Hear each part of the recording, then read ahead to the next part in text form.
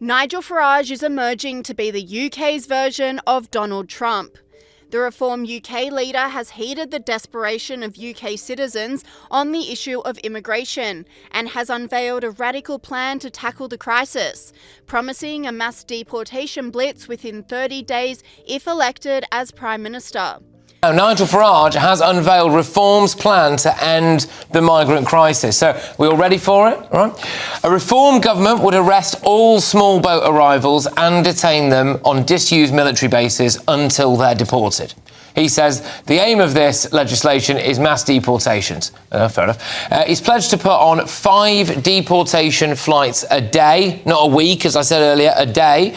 And he will sign return deals with countries including Afghanistan and Eritrea, which are 2 of the top 5 countries where people are coming in on small boats, certainly in the last year anyway. They're going to use British overseas territories like the Ascension Island to house migrants if they need to. And to do all this, the Reform leader says that the UK would have to leave the ECHR. So he is, I think we kind of knew that bit anyway, but he's definitely pledging to leave the ECHR. Sky News hosts agree, saying Farage is the right person to stop the boats. Nigel Farage Reform UK Party is taking a page out of Tony Abbott's 2013 election playbook with his promise to stop the boats. The Reform UK policy borrows key features from Australia, like a rule that those who seek asylum after crossing on unauthorised boats will not be settled in the UK. Nigel Farage has declared he would order the construction of mammoth detention centres and begin mass deportations of those seeking asylum. Speaking to the London Times, Farage said, "I can't be responsible for despotic regimes all over the world, but I can be responsible for the safety of women and girls on our streets." Official figures released on Thursday showed that more than 110,000 people claimed asylum in the UK in the year to June, which included 43,600 who came by boat.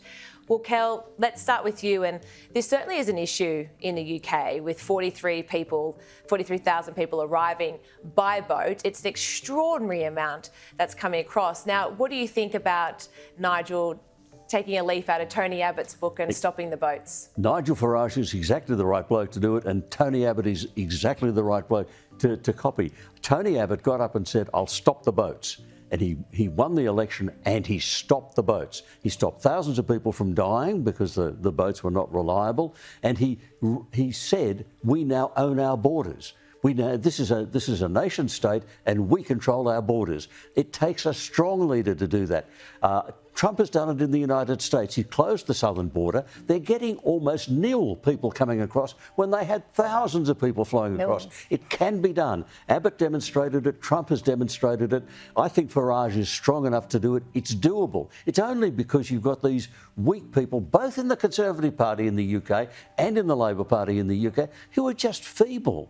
And they will not stand up and say, I will take a strong stand on this, I'll make a decision, we'll do something. How is this even a strong stand? This is the ludicrous part about this. Like, how is this even controversial? Someone illegally enters a nation. Like, why do we have passports if borders don't matter? Somebody illegally enters a nation and it's controversial to say they've got to get out. Like, this is insane, and this is the problem with Western nations. We hurt ourselves. We cry that we need passports, we cry that we need borders, but then we feel sorry for ourselves when someone illegal comes here and then commits crimes and, oh, we should give them rights and we should do this. This isn't controversial at all. Like, the Western nation is on a trajectory of self-suicide. And it's like, it's about time leaders actually do something. And we should stop saying that this is controversial. It was the Telegraph in the UK only recently reported that they think that Britain is on the verge of civil war because there is so much bitterness and there is so much resentment from the native Britons because their own politicians are not protecting them and their people. Everyone's allowed a homeland except for the Britons, except for the UK people, except for the Europeans. It's absolutely insane that we're in here. Farage's pledge comes at the perfect time for fed-up Brits, after Home Office figures revealed a record number of people have claimed asylum in the UK since Labor came to power. According to The Sun, just over 111,000 made claims in the year to June, with 32,000 migrants currently living in taxpayer-funded hotels. This has led to protests exploding across the UK. Thousands of protesters have taken to the streets across the UK, angry over the number of asylum seekers being housed in hotels. A whopping 32,000 people. That's an increase of 8% since last year. Here's some of the reaction from angry Brits. Starmer, and I will say this, is a complete traitor.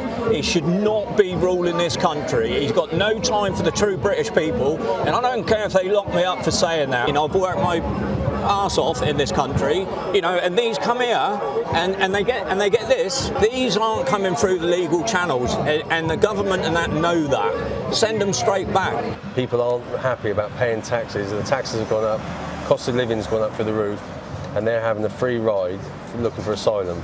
It's a peaceful seaside town. Yeah. I mean, I grew up around here, so I've seen the change over the last 2 years at least. Let's cross to Sophie Ellsworth in the UK. She's News Corp's Europe correspondent, of course, and Sky News contributor. Good to talk to you again, Sophie. This is extraordinary. You've been out at these protests over the weekend. 32,000 people at taxpayer expense in hotels. Tell us how this whole border protection disaster is playing out. Well, great to be with you, Chris. Look, it's playing out extremely terribly here in the UK. It's dominating headlines here day in, day out. On Friday evening, local time, I travelled to Bournemouth, which is in southwest England, a couple of hundred k's from London, to attend one of these protesters. Now, it was outside the front of the Hotel Britannia in Bournemouth, which is just a couple of hundred metres from the glorious beachside there in the coastal region. And there was a protest there on Friday night. And I can tell you, Chris, tensions were high in this community, which has got a couple of 100,000 residents.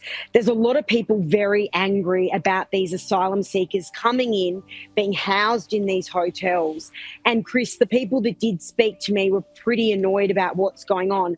But rest assured, there were also many others who wouldn't go on camera because they were worried of what would happen if they did speak out. So this is an issue that is continuing to, fester in the UK. And it seems that Sir Keir Starmer has failed to get a grip on the issues here with migration.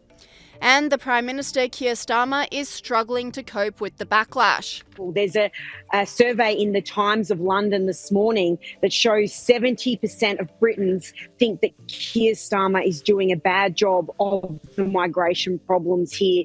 And 50% of those Labor voters are also annoyed about this. So his own voting constituency. So he really needs to get a handle on this. But I can tell you, Chris, from being at those protests, the people that are talking to me are discussing about Nigel Farage and their annoyance at Keir Starmer, and they're not even mentioning the Conservative Party.